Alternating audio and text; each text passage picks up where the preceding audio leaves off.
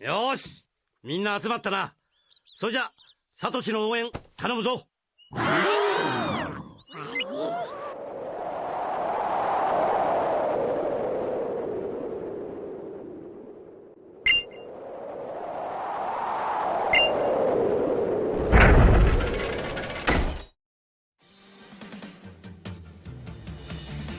The road ahead as a Pokemon trainer is a continual uphill battle, testing you and your Pokemon at every turn. Many different conditions, forcing you to adapt at a moment's notice. But those strong enough are granted passage and given the chance to become champion, having their name forever engraved in the Hall of Fame. Now with that said, I invite you to join me as we travel through each region to see which generation had the best Pokemon gym.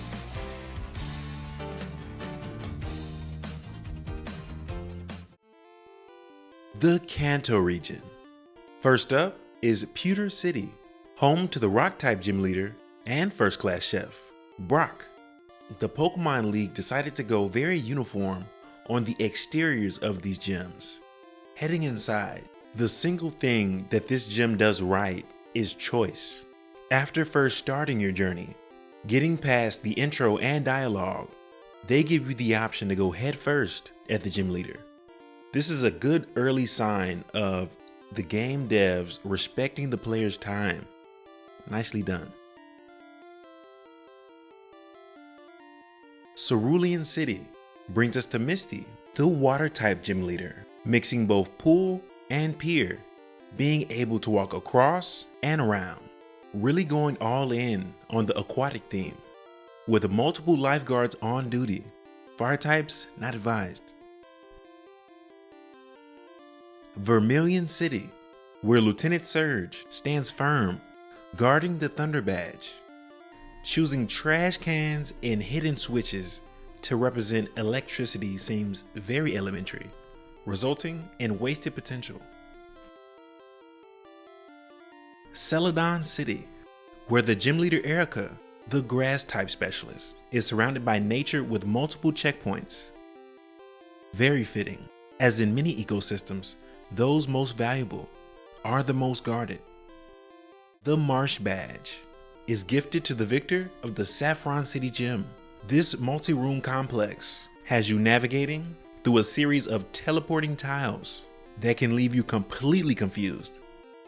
But eventually, we find Sabrina. Aesthetically, you never really realize you're in a psychic type gym until you start battling. And because of that, it's gonna take a hit in the rankings. Fuchsia City, where the poison type Koga, the ninja master, resides. Hidden walls guide you through to your final destination. But if we're being honest, the broken tiles on the floor give away this potentially great puzzle. Invisible walls, he says. I think not, but solid concept. South of Kanto, west of the Seafoam Islands. Mission objective, the Volcano Badge. No puzzle, no games. A sheer test of endurance, placing you right in the inferno, going back to back till you reach Blaine and his fire types. You can always appreciate the straightforwardness of a gym every now and then. We head back to where it all began, Viridian City, to face Giovanni for about the 5th, 6th, 8th, I can't keep up. The puzzle isn't new if you made it this far. The only thing that makes this gym possibly the worst is the spin speed. This is the final stop of the gym run, yet the momentum comes to a screeching halt. Not a good way to end Gen 1. The Johto region. We start in Azalea Town. One major change that's reoccurring is the replacement of the pillars, and I'd say the Pokeballs are a much better fit. The bug types are up to bat, and the gym leader, okay, hear me out, Bugsy, leads the fray. The single tree surrounded by these youngsters is a nice reference to the early routes where you battle the lesser skilled insect lover class. The flying type master Volkner pilots the Violet City Gym. Multiple fans near the entrance and far side lean towards the sky theme, but the single path is very restrictive, creating quite the confusion given the typing is known to fly above and beyond the clouds. Goldenrod City. Besides Whitney in her Miltank sweeping the floor with you mercilessly, this gym is like its typing. It's pretty normal. There's nothing special that stands out at all. A slight maze and a couple battles beforehand makes this a regular Pokemon gym. Halfway through the region, we set our sights on Morty and the Fog Badge in Ecruteak City. As unassuming as this gym seems, it does cause you to slow down and tread lightly, because one false move and you're right at the starting gate. Also, how you drop down is a nice touch. Olivine City is a much needed break from the norm, with the gym puzzle being held elsewhere, having you head to the lighthouse to help save Jasmine's Ampharos. Mind you, this causes you to head across the ocean to Canewood City, which has its own gym, but it's pretty much an HM tutorial for strength.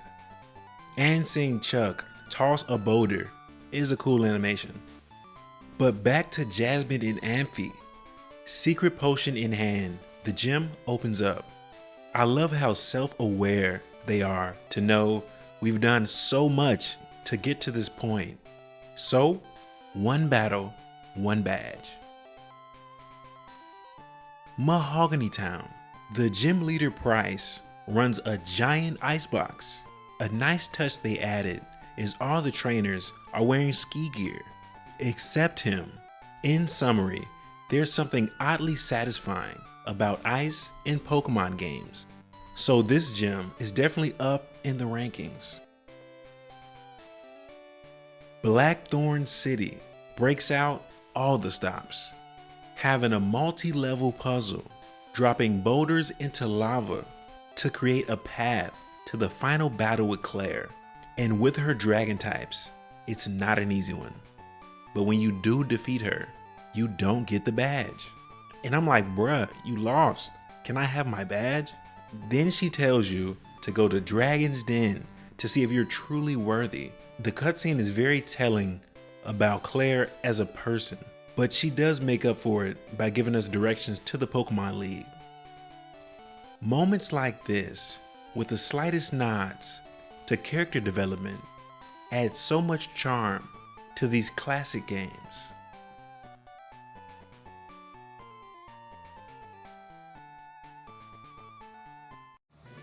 The Hoenn region, Rustboro City. Very reminiscent of Brock's gym in Pewter City, Roxanne has a small upgrade. The key difference is the close quarter walls that guide you through to the stone badge. A small change, but effective. Next up, Dewford Town, the fighting type gym, taking on the cave gimmicks of old, but with a twist. Instead of fumbling around mindlessly in the void or using everybody's favorite HM Flash, your skills in battle will light the way. This being the second stop of our gym run, expectations are high going forward. Mauville City, an electric type gym done somewhat right. The Dynamo badge is up for grabs, but standing between you and Watson is a series of switches only pressed in a certain order, opening a path past the high voltage gates. What this lacks is creativity. The electric type getting disrespected yet again. and I'm not a fan of it. Is this a gym or a spa? Either way, I'm liking it. Bringing back the multi-level layout, the sounds of you propelling up and dropping down is crazy good. This is a gym done correctly.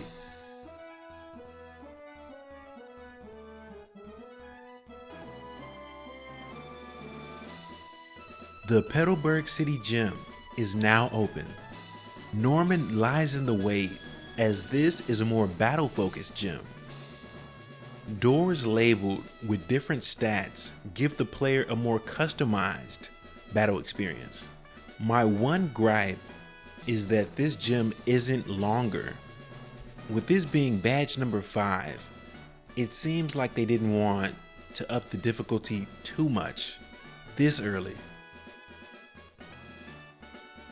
Fortress City. Deep within the Amazon, these citizens thrive in nature. A great sight to see.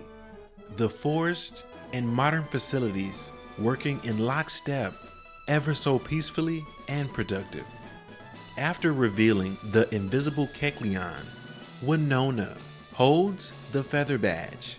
Now the turnstiles are new, but I don't see how it relates to the flying type theme. The light emerald, medium style pillars are very bland and industrial. Given the location, this gym just seems out of place. Fire City, mid gym. West of the space station is Moss Deep City, run by Lisa and Tate, the psychic type twin duo. One word that sums up this gym is claustrophobic. You cannot make this gym any smaller than it already is. Turning switches to align the statues is a cool remix, but the switch fatigue is starting to set in.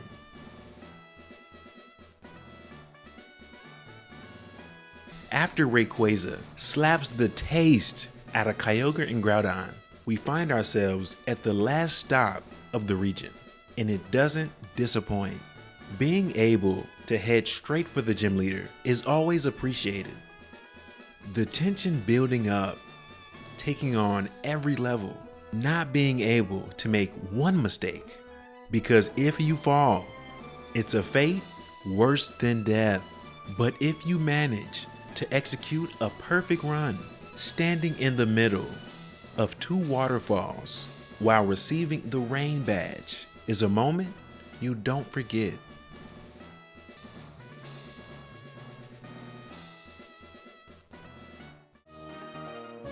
The Sinnoh region, Oreburgh City. There's no guessing to what this gym represents. Taking influence from Sinnoh's mining town, the DS flexes its 3D capabilities just a bit, not experimenting too much, given this is the first gym. Eterna City, right before Cycling Road, Gardena, the grass type specialist, has prepared something truly remarkable. A giant clock-like garden sits gracefully in the center of the gym, as the petals let you walk across as you battle your way to the forest badge. How this is even mechanically possible is irrelevant, as you opt in to just enjoy the ride and scenery, because moments like this don't come that often. Hearthome City, where Fatina has quite the elaborate haunted house. Having trainers roam around brings so much life to this gym versus the static positions we're so used to. And the flashlights are a great touch. Platinum right now is really showing out. In the right corner, we have Maylene and her fighting types.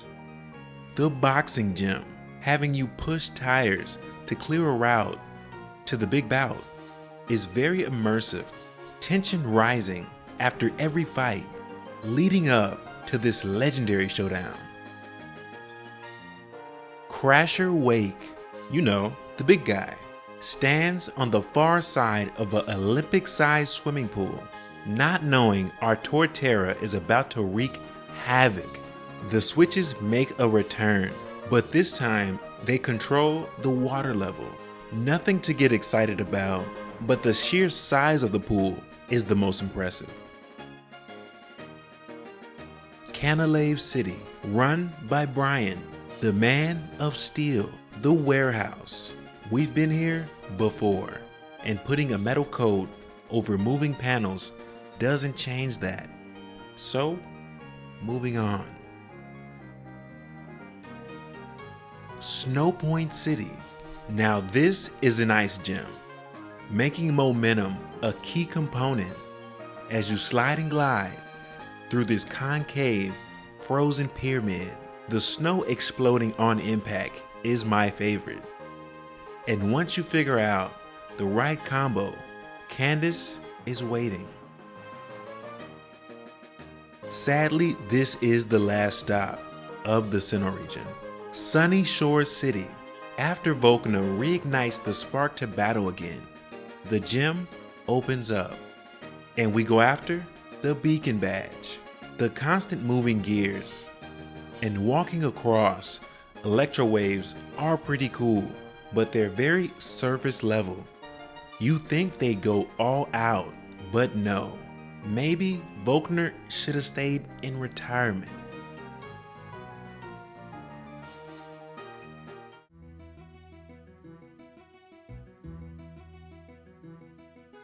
The Unova region.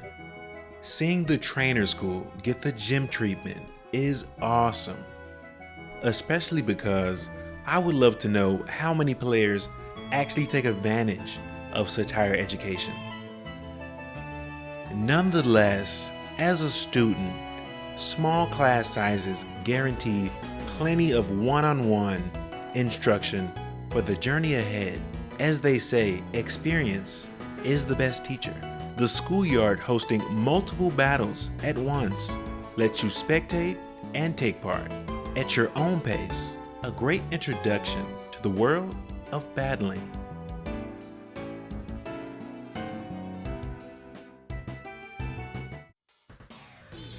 Burbank City. The flickering neon lights. Above a dark stairway, the poison type headliner Roxy and crew are standing between you and the toxic badge. 2 levels down, a narrow corridor. The bouncer gives us the head nod. First thing first, we scout the place. Okay, everything checks out. Realizing we came way too early, but Roxy is killing the sound check. So why not stick around? The spray painted coughing is forever goated. Sadly, we won't be able to catch the set. The gym run must continue.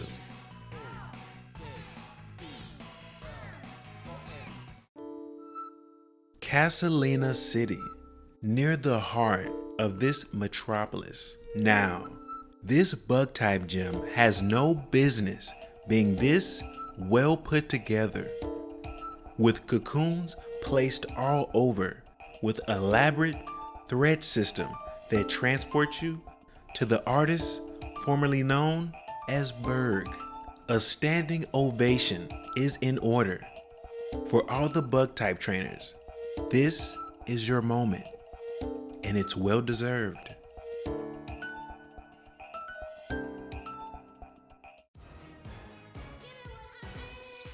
Nimbasa City, home to the, is that in? What a legend. Okay, we're back. The fashionista herself, Elsa, and her electric types, like the runway. Certain situations causes one to read the room. So we're gonna let Elsa have her moment.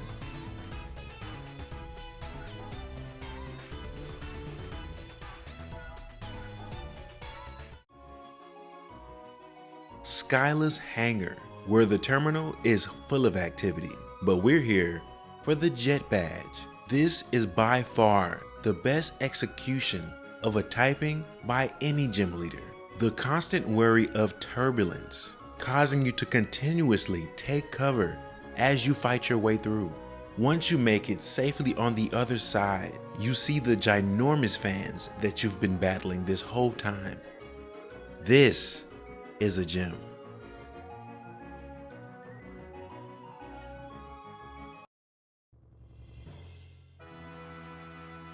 Opalescent City, home to the Twin Dragons, and ground zero to a battle we can't forget. As you ride the winding dragon up as it collides with its counterpart, shows the sheer force of these mystical creatures. A simple but impactful display of strength.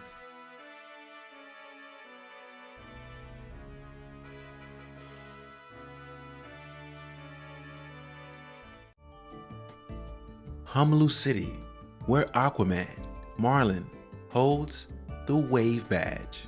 You'd be hard-pressed to find a more peaceful water-type gym, as the calm moving ocean is on full display, also being open-ended on the far side for easy access. Once completed, Marlin dives headfirst into his second home. Us will take the front door.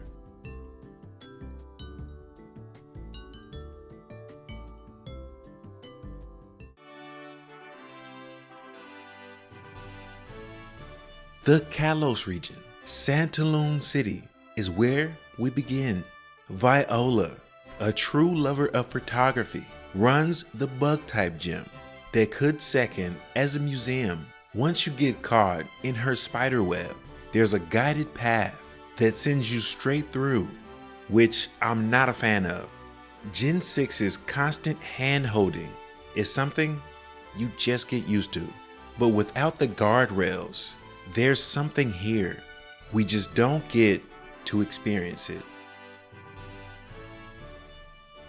Kalos City, the mountain climbing gym.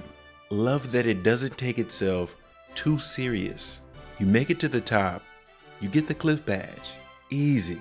Once you do make it to the summit, the waterfall over the rainbow does give you a sense of accomplishment. Shalor City, fighting type gym or skating rink, you decide. Once you lace up, the hunt is on as you take on other fellow skaters to form a path to the final battle between Karina and her Halucha. Love this gym.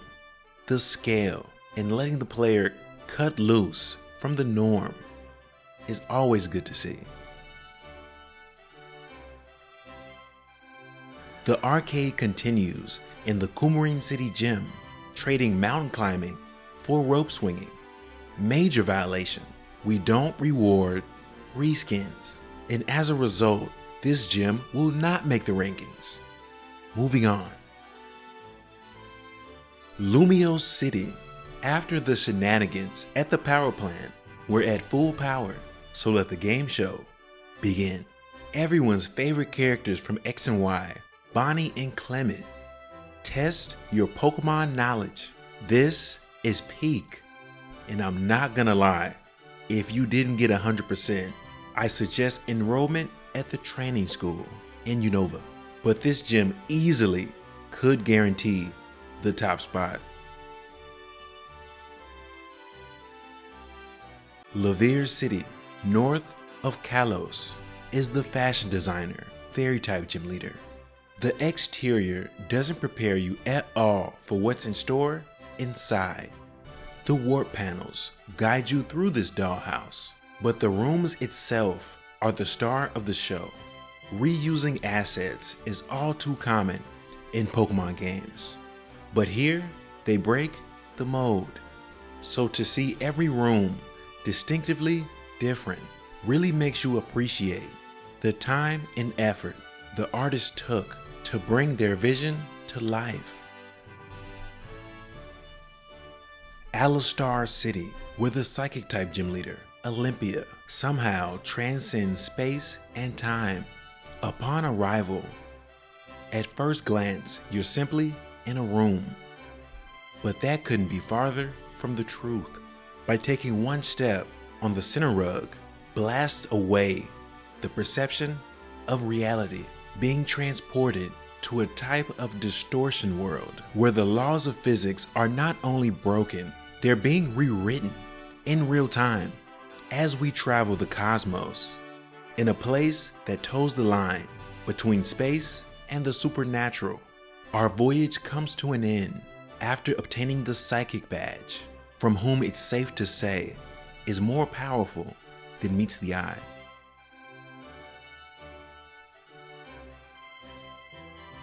This is it, the end of Kalos, literally.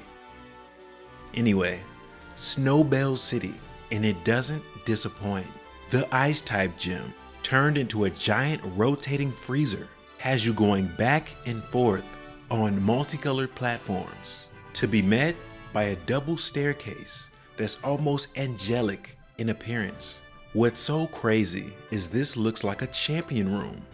The ice type gym getting the royal treatment, and it's good to see.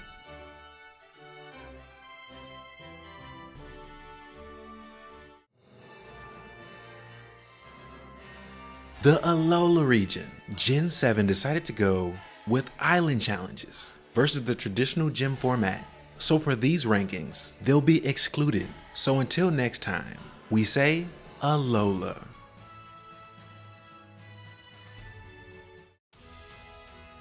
The Galar region.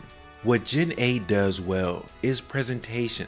The high production value is where Galar showed great promise. Having your very own personal uniform and being able to really let loose in this huge dome, kitted out with referees, crowds, and even being televised. But once the introductions are over, you're left with a hollow shell of what could be. Turffield City, where Milo, the grass type gym leader, starts the gym challenge circuit. Having you herd Wooloo through various checkpoints and past other trainers and yampers. This is such a rush versus the enclosed gyms of old. This is the bar, but will it be maintained? Holbury City, the cracks are already showing. The switches are back. I can't stress this enough. Bigger does not mean better, and vibrant colors can't distract a player from bad design. A bad gym is a bad gym, and Nessa unfortunately fits that category. Modestoke City. Man, what is this? They took patches of grass, sectioned them off, and called it a gym, which is really another catching tutorial. Vulpix did not deserve this, and on that, we'll be taking an early exit. Stow-Inside City. The game devs clearly picked from a bag of random carnival games, and trying to pass that off as a gym to the player is a travesty. 4 gyms in, and I can't tell if they're even trying. Balloonly City, home to the fairy type gym leader, Opal, gives her best attempt at a Pokemon questionnaire, but quite frankly, we've seen better. Moving on.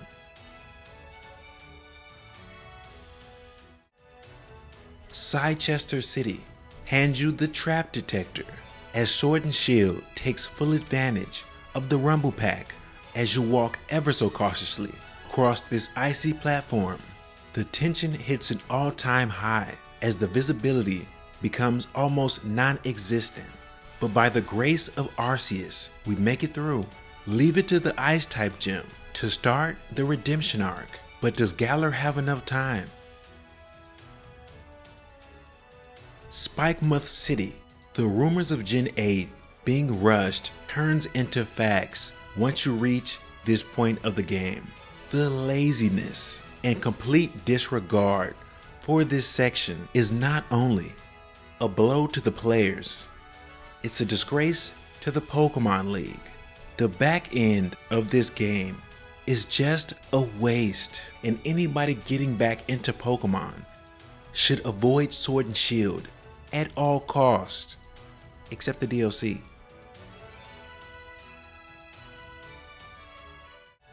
Hammerlock City, double battles, and more double battles. We're done with the Galar region. The Paldea region. We finally arrive to modern day Pokemon. What a journey. Kanto City. Being the first open world Pokemon game, we take advantage of the entire city not being limited to one structure, and the only thing between you and the gym leader is the gym test. Starting things off is the olive roll. Now the physics is hit or miss, but that's the magic of it. I really wish we could rematch these gym tests, especially in harsh weather, because the fun factor is off the scale.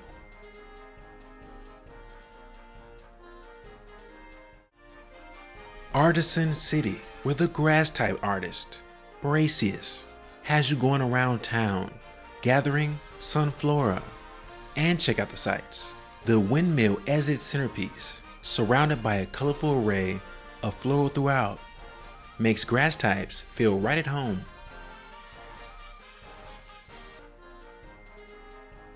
Cascaruffa City is more wholesome than anything. We're prompted to return the wallet of Chef Kofu, the gym leader, and engage in an impromptu bidding war on Hoenn Seaweed. Gen 3 getting a nice callback. Not the most exciting sequence of events, but not boring either. Very middle of the road. The man, the myth, the legend, Larry, runs the normal type gym, which doubles as a restaurant. The gym test has you collecting a series of clues to order off the secret menu. As exciting as that sounds, it doesn't stop there, as the main sitting area is really the battle arena, as you go head to head against the hometown hero. A story for the ages, and today's special is sarcasm.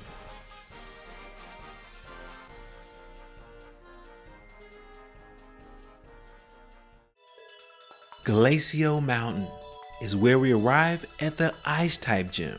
I had high hopes, but Grisha, you let me down. Literally, down these baby slopes when there's a perfectly good ice rink right next to the gym.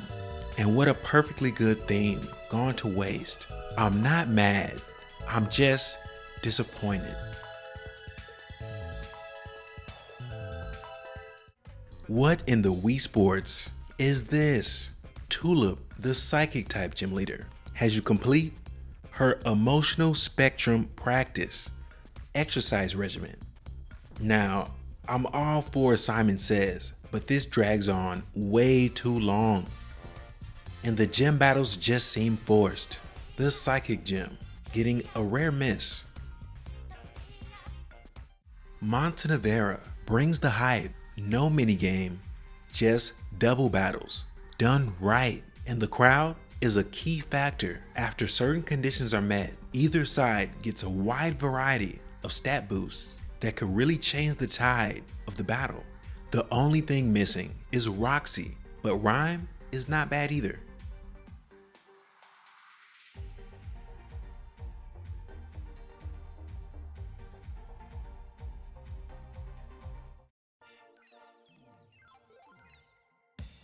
The Ono Zone, Paldea's favorite socialite, has us guest star on her live stream to play Where's Waldo and battle her middle-aged Discord mods. I don't know what to call them, but the presentation is fire. Definitely one of the most underused characters in Pokemon so far, but the gym test itself is underwhelming. But if we compare every other electric type gym, this is amazing.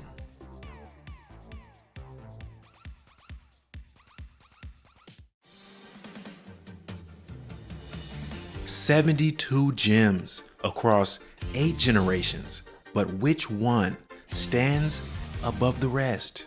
And that would be Snowbell City in the Kalos region. Stepping inside this Arctic masterpiece as you operate a frozen kaleidoscope, then you make your way atop a staircase of wonders. Looking out after receiving the iceberg badge. Then you're presented the ride of a lifetime. Hands down, the greatest gym exit of all time.